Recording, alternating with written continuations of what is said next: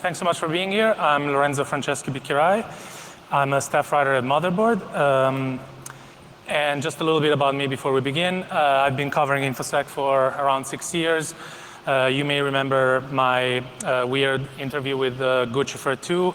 By the way, it's pronounced Guccifer 2. I know it's controversial, but let's settle that for once and for all. And despite loving InfoSec, I also do love pizza, and we can talk about that later if you want. So this talk could have really been called a few different ways. One of them would be attribution ain't that hard.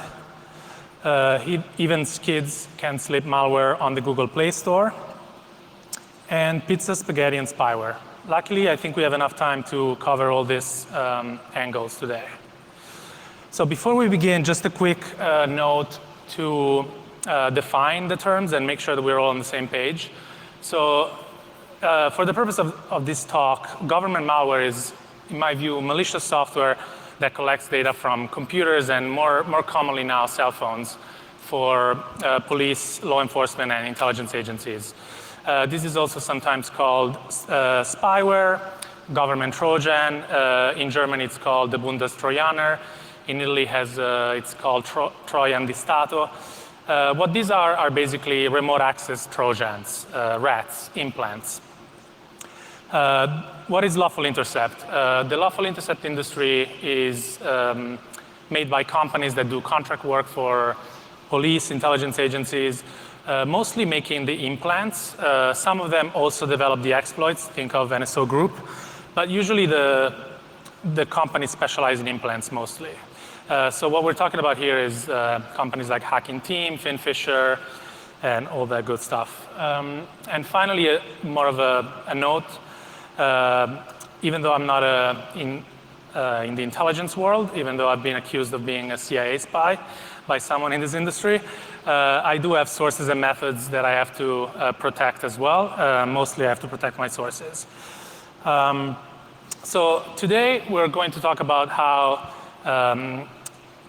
me and a group of people, Riccardo, a colleague from Vice Italy, and Claudio Guarnieri from Security Without Borders, a great nonprofit that does work helping dissidents and human rights activists stay secure, how we discovered a rare Android malware called Exodus.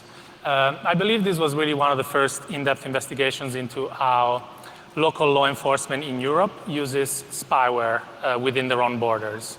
We're used to see a lot of great research on this kind of spyware used in like the Middle East or South America, sold by these companies. But in this case, the company was based in Italy and used the malware in Italy.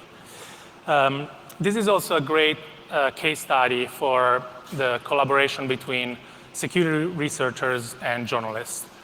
And here I mean that since the very beginning, both us at Motherboard and Security Without Borders, we worked together to unravel this mystery since day one. So this is not a case where a security company comes to us with a report already made, an investigation completely finished, and asks us to cover it.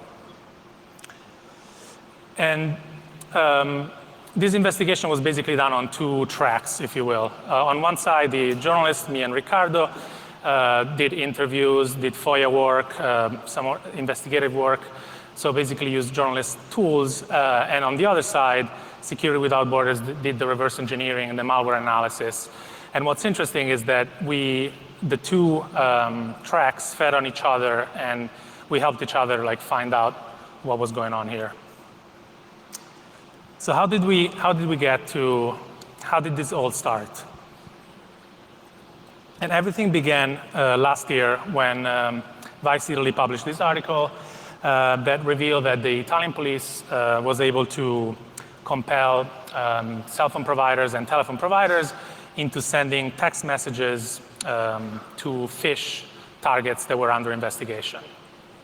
The text messages were usually fake maintenance messages, service requests to like update settings on the phone, basically bait to get the targets to install malware.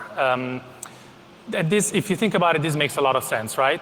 In the good old days, if you were the police, you could just go to the service provider, get a warrant first, obviously, hopefully, go to a service provider, and then get the data. So either intercept phone calls, text messages, and that's all you needed to do. But once end-to-end encryption became really popular, this didn't really work anymore. Obviously, there's still a lot of wiretapping going on at the backbone level, but as more people use stuff like WhatsApp, governments will need to use malware to get that data. And we got here really because in the early 2000s, apps like Skype and BlackBerry Messenger popularized end-to-end encryption and really turned the cards on the cops, right? And we wouldn't, I do think that this was a landmark moment in the development of the lawful intercept industry. And this is also how we got to this point where we have incredibly popular apps like Signal and WhatsApp, which is installed by 1.5 billion people in the world. And all these apps, again, are out of reach for the cops with traditional surveillance methods. So after the article that I was talking earlier, a few months later, I started hearing rumors of a new company from the south of Italy, from this region called Calabria, that apparently was doing very well in the spyware market. But no one really knew who they were. It was kind of mysterious. And it was kind of surprising because Calabria is mostly known for these wonderful beaches and something that is called nduja, a really delicious spicy sausage that I highly recommend. At the same time, a few weeks later, Security Without Borders found a bunch of suspicious apps on the Google Play Store. And that's when we started talking together and decided that there was something here to look into. The apps that they found all looked like this. This says special offers, apps that help supposedly optimize the service on your phone, more offers, and apps that help unlock the SIM card. All things that looked more or less harmless, but there was actually more to it. So at this point, the really big questions were, is this malware? Is this just, I don't know, crapware, if you will? Is this how the Italian cops fish targets like we saw before? Or is it just like criminals doing some crypto mining and kind of boring stuff like that? The bigger questions were obviously who makes these apps and who are the victims? Who has installed these apps? But the even bigger question was, at this point, what is the story? And is there even a story here, right? Because we've seen a lot of malware on Google Play. This is not really a new thing. Criminals have put malware on there. Google has done an amazing work hardening devices like the Pixel, which are at this point are almost at the same level as the iPhone in terms of security.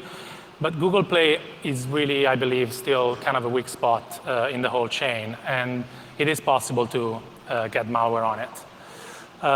The really hard challenge here, though, was that we had no information on the victims. So the way that these investigations usually start is that a victim, think about Ahmed Mansour, for example, in the UAE a couple of years ago, when he got that phishing message, he sent it to Citizen Lab, and that's how it started. In this case, we had the apps, and we had no idea who the victims were, which made it very hard. But we set out to see what we can find, and the mission was to find cyber gold. I have no idea if this is a good movie, but I'm curious about it. So let's talk about the malware. As I said, there were 25 malicious apps on Google Play. They were all uploaded between 2016 and 2019 at different times. Obviously, they were taken down after a while. And when we contacted, when both us and Security Without Borders talked to Google, Google told us that this was all malware and that there were less than 1,000 victims, and they were all in Italy, which made it very interesting. Usually you see this kind of spyware pop up all around the world. This seemed like a pretty targeted and a local operation. The malware was pretty simple in terms of how it worked. There were two stages. Obviously, I'm not a malware researcher, but I'll do my best to sum up the amazing work from Claudio and the Security Without Borders team. The stage one was a dropper that collected only two things, the IMEI, the unique ID for the cell phone, and the cell phone number. The function in the code was called check valid target, which clearly indicated that the stage one was programmed to make sure that the person installing the apps was actually someone under investigation, right? The target of a lawful police operation.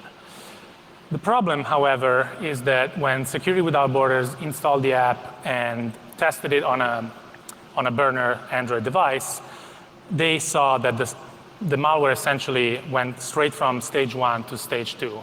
So the check was essentially not enforced.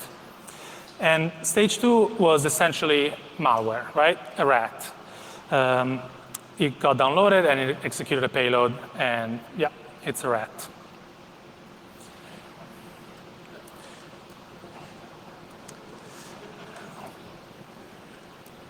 So the rat was what you would expect in this kind of operations, right? It allowed the operators to see all the apps installed on the phone, turn on the microphone surreptitiously and record the audio, get call logs, record phone calls, take pictures, get Facebook contacts, exfiltrate data from all these popular apps like Telegram, WhatsApp, Viber, all you can think of.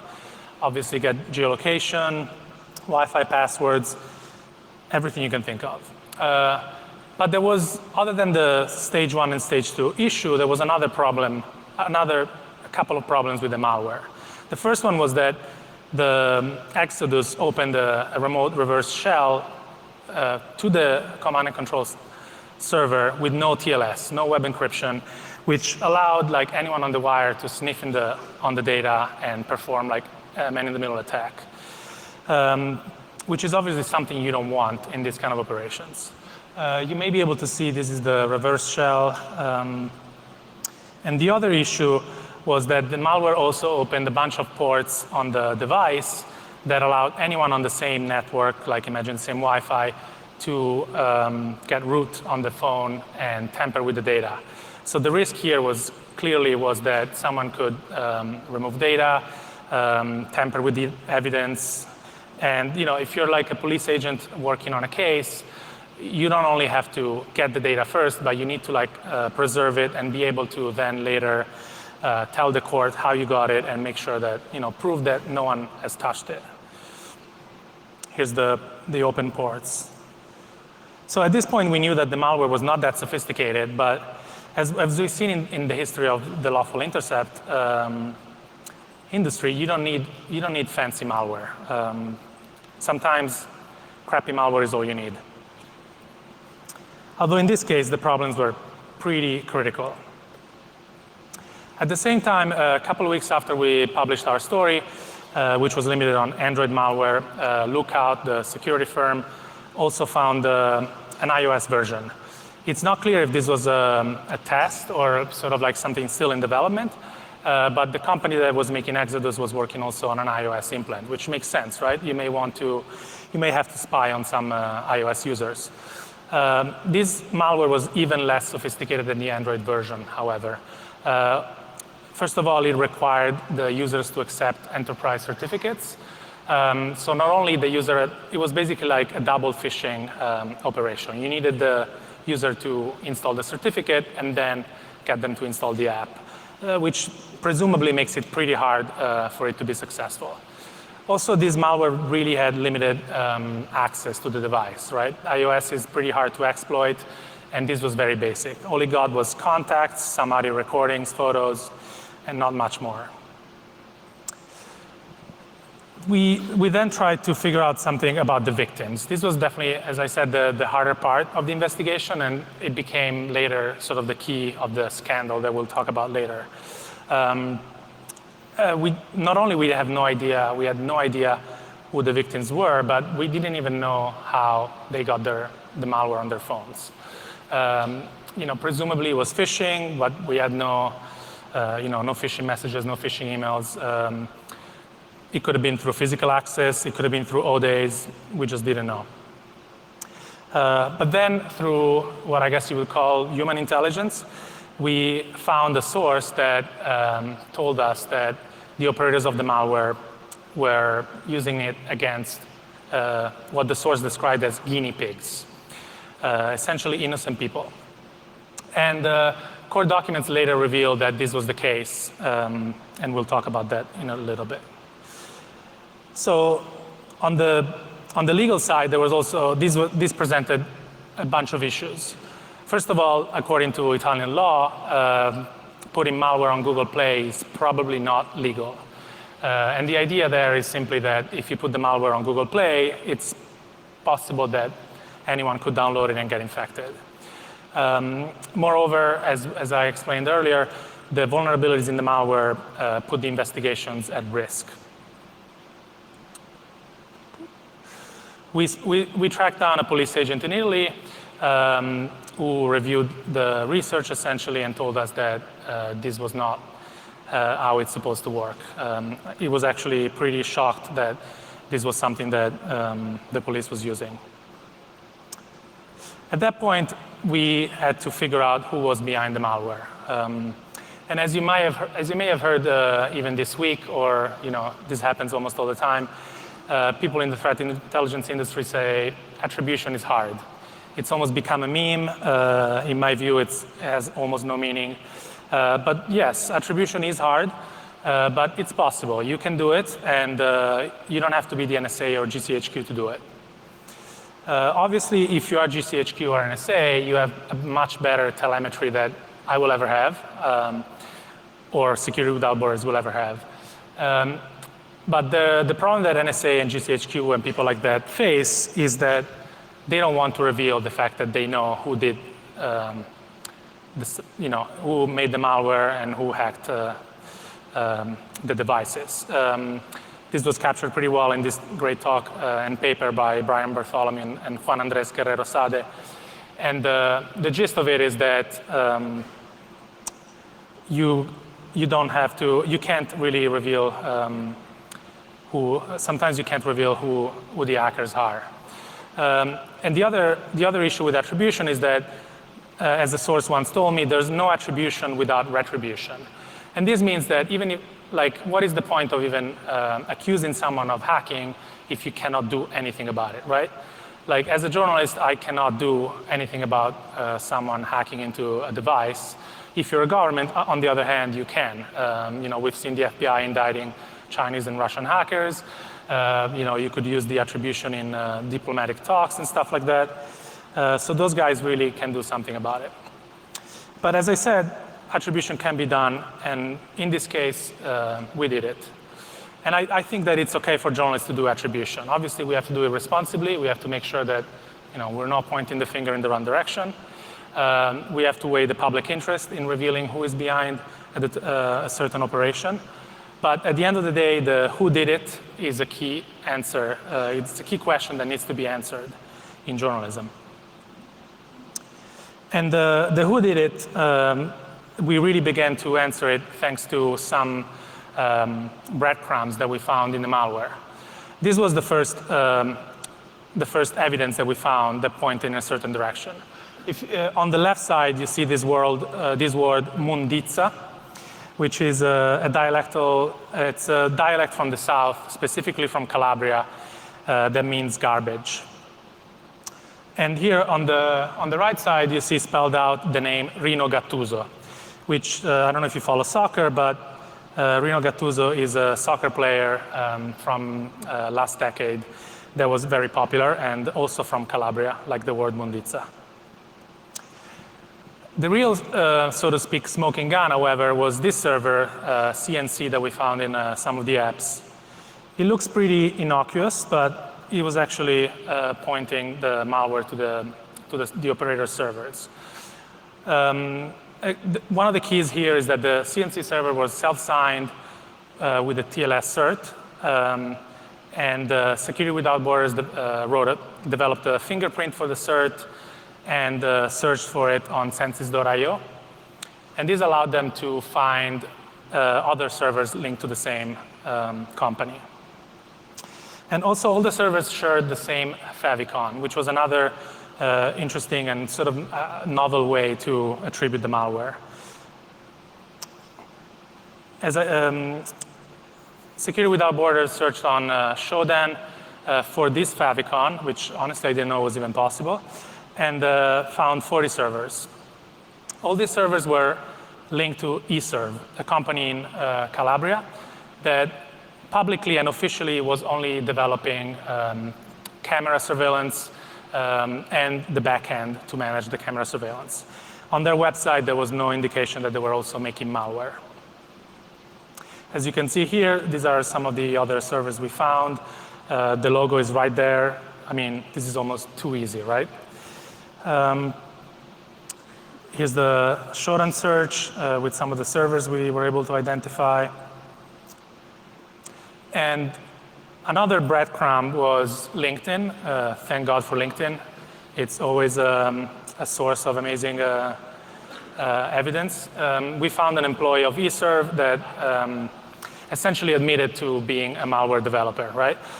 On his resume, he said that he developed, quote, an agent application to gather data from Android devices and send it to a CNC server. This is a fancy way to say, I write malware. We got a source that told us that, yes, effectively, eServe was developing malware, and they called it Exodus. And the name Exodus also came, at that point, we already knew or suspected the name because in some of the CNC servers, we found this word. And lastly, the final, point was that we were able to FOIA and find an Italian government document that revealed that eServe had a 300,000 euros contract with the state police in Italy to develop passive and active interception system.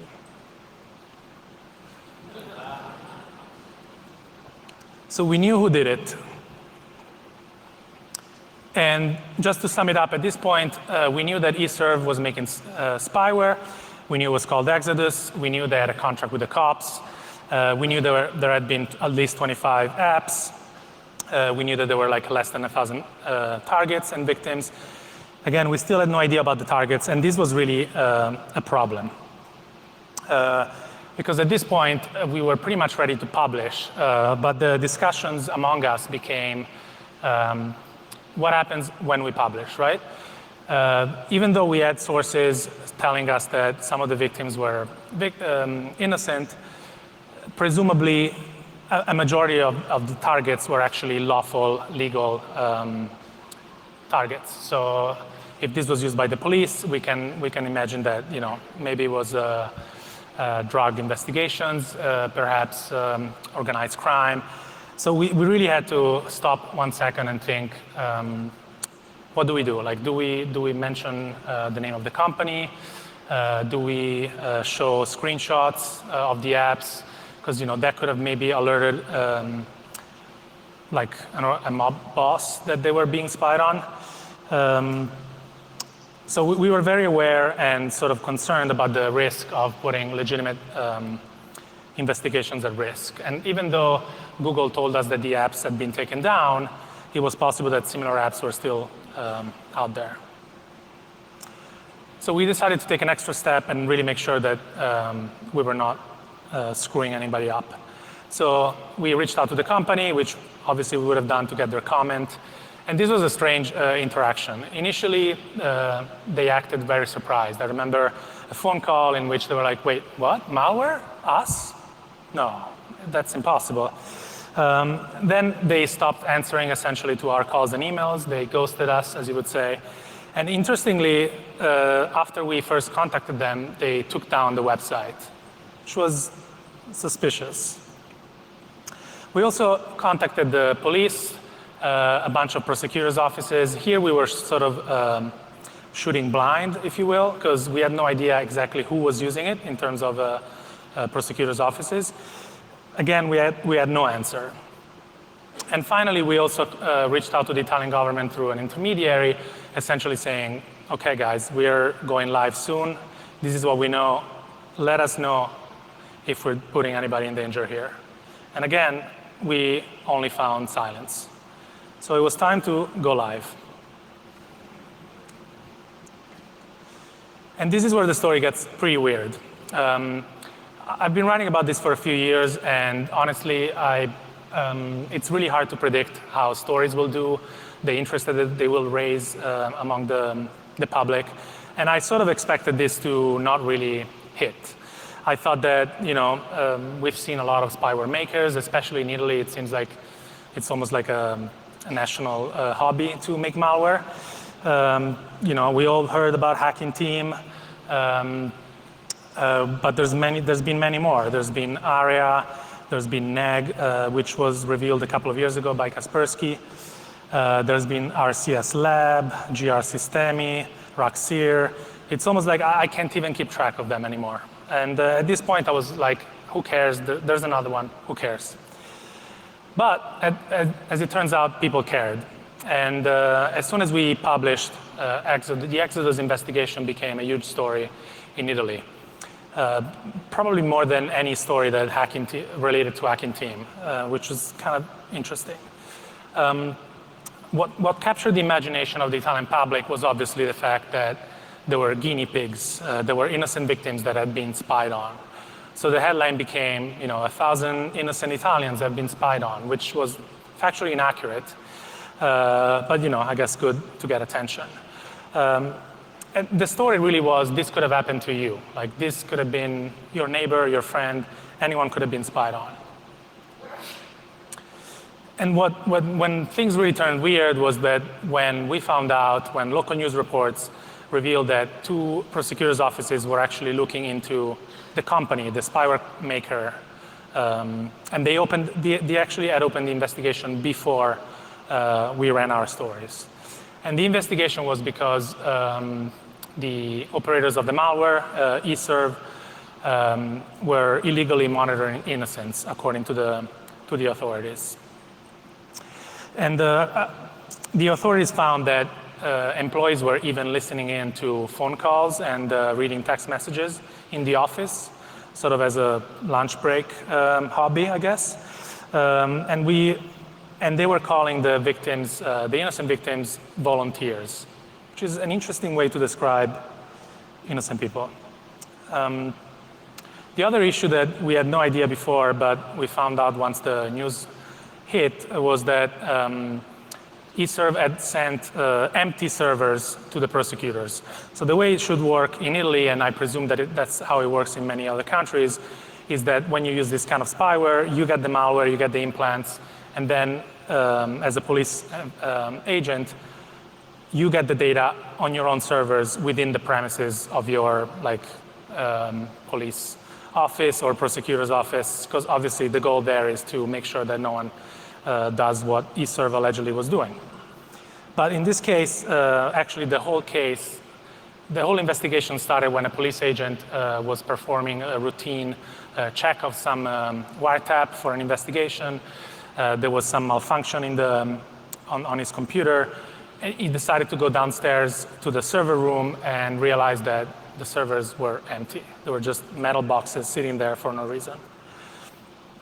So Italian law says that the wiretapping servers need to be on government premises. eServe used AWS servers, which I guess everyone does it, but this is a kind of a different business. Also, another issue was that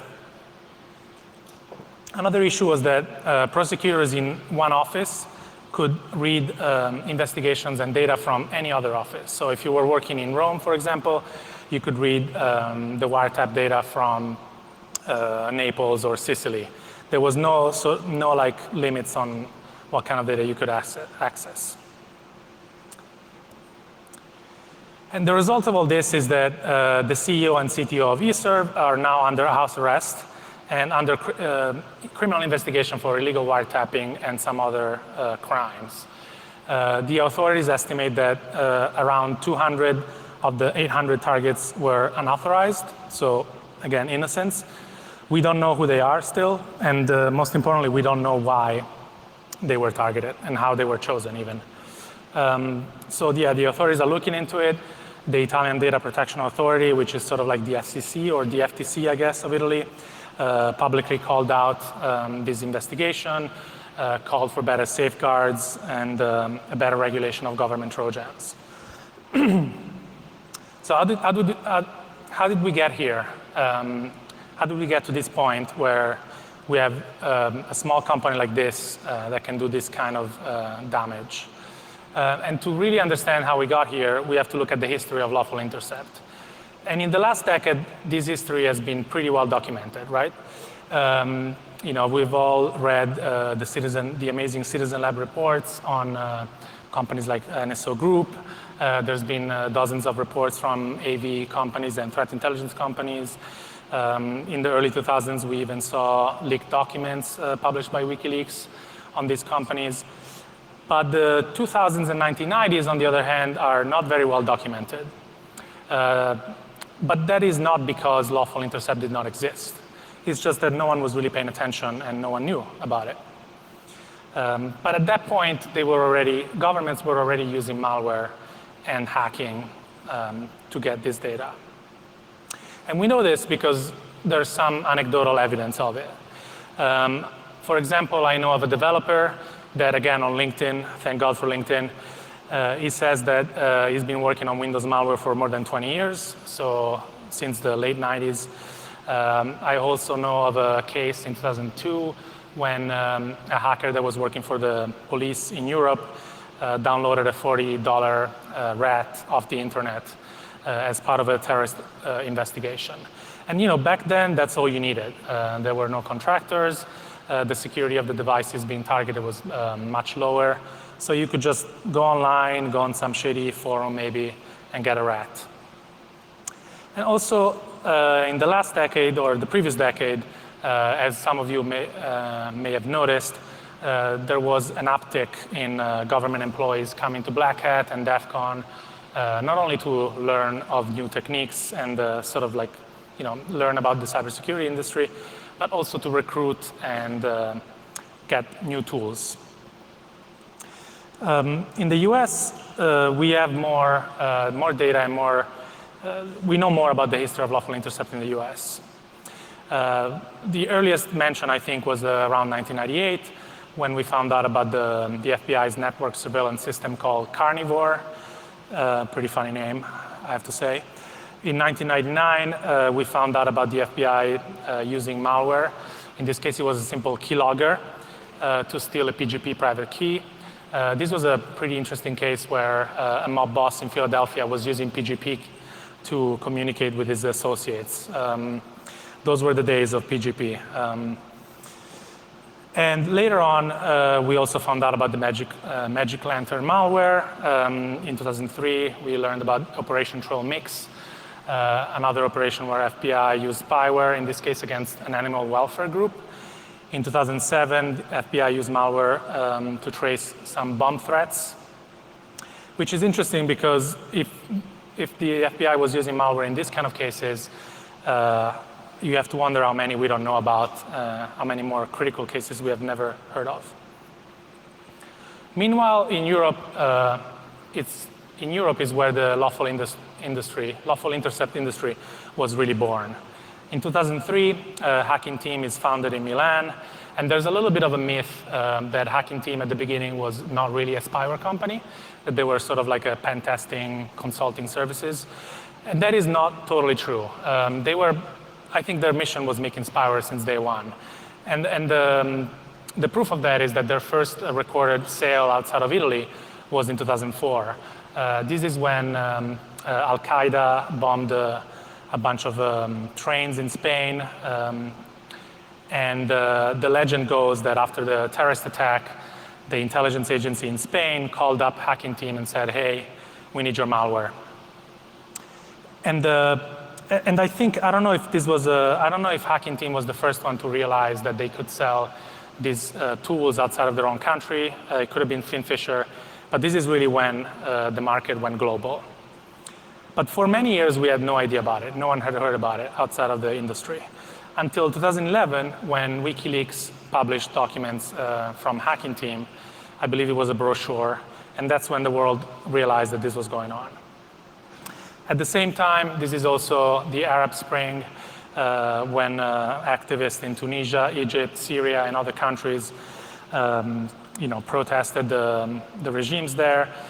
And the activists in Egypt, for example, stormed the security services of Egypt and found a bunch of documents pertaining to Finfisher, which is a company from Germany and the UK that also makes spyware.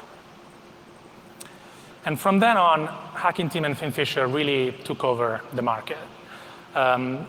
It's really hard to tell who was the first, and if you ask them, probably they will tell, especially Hacking Team, they will tell you that they were the first.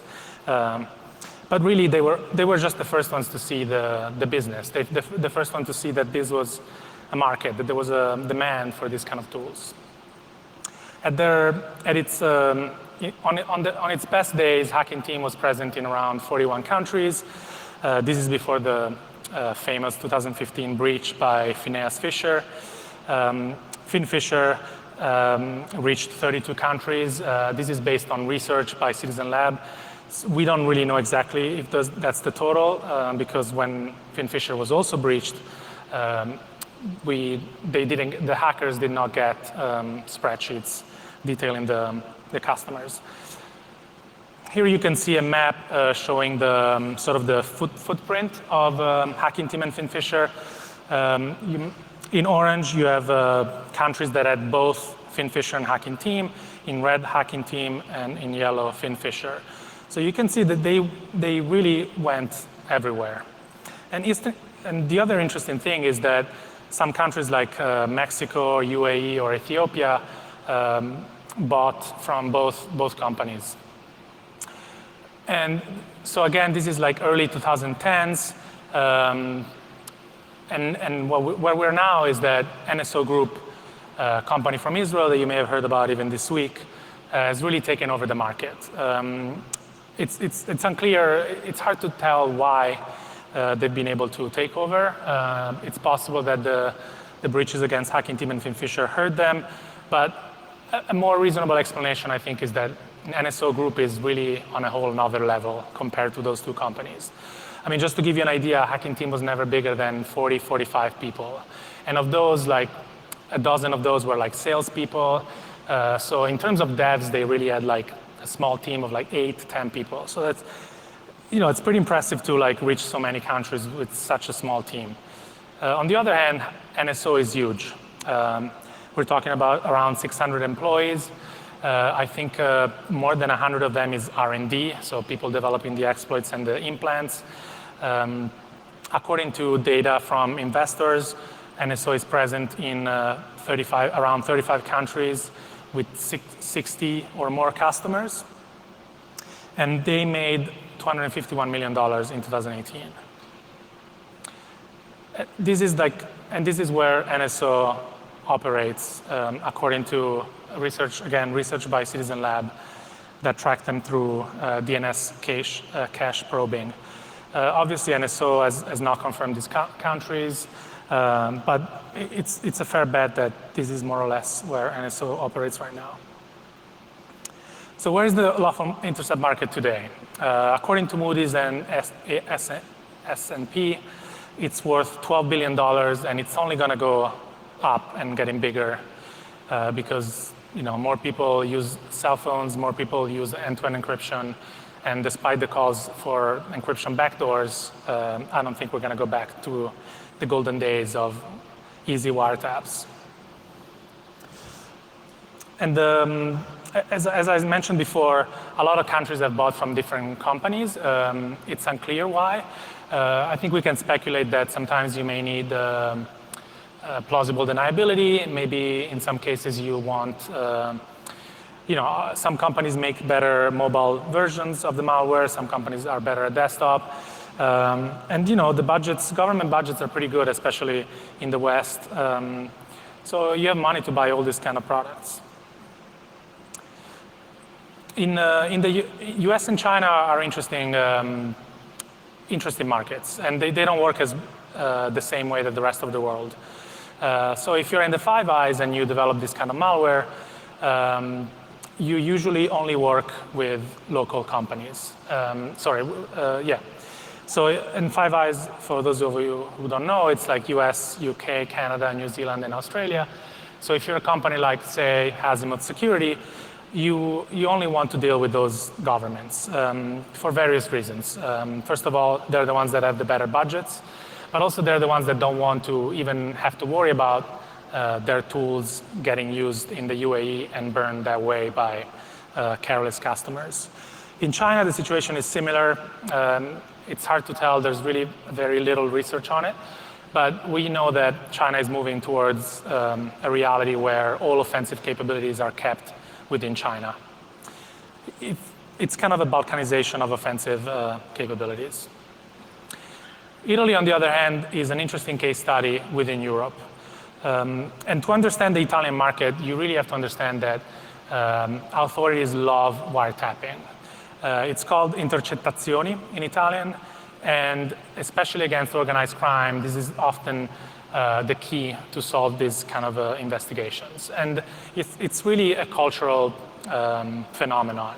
Like even as a kid, I remember growing up and hearing news about leaked wiretaps showing up on the news from politicians talking on the phone and stuff like that. It's really ingrained in the culture. And the other interesting aspect of Italy is that there's really no, like the way the market works is that almost every prosecutor's office has a lot of leeway and freedom to get their own tools. There's almost no like centralized pipeline for these kind of tools. And this has created a market where if you're a small startup in a city like Milan or the south of Italy, you can really reach your own local offices just by virtue of being there and maybe having connections with the police. So again, the result is a fragmented market with a lot of companies, a lot of boutique companies that provide these services.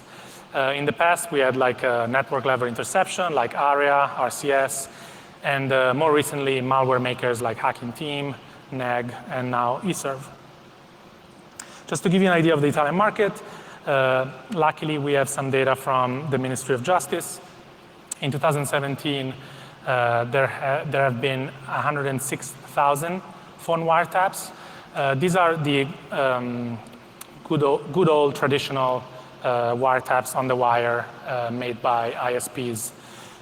So, no encryption. And there's also been 16,000 wiretaps done with bugs. And what I mean bugs is not vulnerabilities. It's more like, physical interception devices put under a table or in a car to spy on suspected criminals. And what we really care about today and what we're talking about today is wiretaps done through electronic surveillance. We think that this is malware, but the data from the Ministry of Justice is not as detailed, doesn't really spell out malware. Of these, there were 4,500 in 1 year. And also we know that there's at least 140, 150 licensed companies in Italy, companies that can sell these kind of capabilities to the government. This is a chart that shows you the number of electronic wiretaps in the country. So I think that we're at the point where lawful intercept is here to stay. Obviously, there's a lot of debates and controversy around stuff like the Wassenaar Agreement, which aims to regulate how companies in the West can export malware to other countries. But what this investigation was about is how governments use these tools within their own confines. And the reason I believe lawful intercept is not going to go away is that end-to-end encryption is not going to go away, right? The DOJ can call for backdoors as much as they want, and you may have heard about the Australian law that's very controversial about backdoors as well. But this is not going to stop encryption. And this means that there will only be more and more NSOs and hacking teams ready to provide services to governments all around the world. The real challenges at this point become to figure out who are the companies that provide these services, and most importantly, who are the people behind them and how you vet them to prevent something like this. How do you make sure that the companies that make this malware do not become themselves the spies and sort of like amateur police agents. And again, thank you very much to Security Without Borders for their help in this investigation. I wouldn't be here without them. So thank you, Claudio. And thanks to Riccardo Coluccini, my colleague from Vice Italy. And yeah, thank you so much. If you have any questions, I think we have. Thank you.